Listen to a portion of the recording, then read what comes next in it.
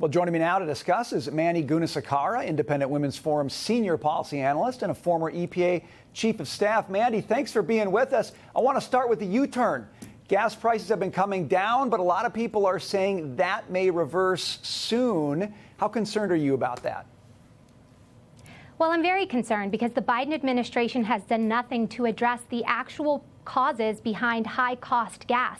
Yes, they've released some oil from the Strategic Petroleum Reserve, but that's going to be short-lived and is an artificial solution to the problem his administration has been causing from day one, which is the all-out assault on U.S. oil and gas. If they really wanted to address the real problems of the American people, they would stop prioritizing their Green New Deal donors, and they would work to unleash U.S. oil and gas and actually provide some meaningful relief. But because they haven't, I'm very concerned it's not only going to go up, but it's going to go up significantly. No, they're not talking about unleashing U.S. oil and gas. They're talking about middle-income families putting solar panels on their roof. I mean, people are trying to figure out how to put chicken in the fridge, and you've got them talking about weatherizing your home. It's out of touch, obviously, but it's also just dangerous, isn't it? I mean, isn't this the kind of thinking that got Europe into such a problem? As soon as their natural gas supplies get reduced, as soon as they're cut off, they're stuck talking about solar panels. You can't heat your home right now. You can't heat your home in the wintertime with solar panels, Mandy.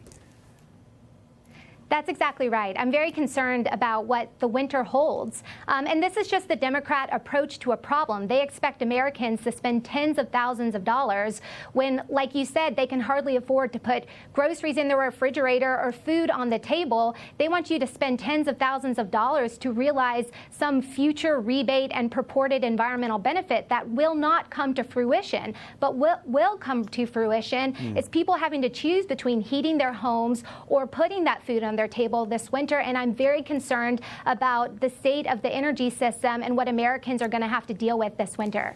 You had a CNN article recently building up these falling gas prices. They said the 22% drop in prices that we've seen is a, quote, unexpected economic stimulus, or you could call it a monthly $100 raise. What this tells me is that so much of the media class and the political class have no idea what it means that gas prices are still at a $3.90 level, in many places above $4. We've come down a little bit, Mandy, but that is really cold comfort to folks who depend on cheap, abundant energy to fuel their economic lives.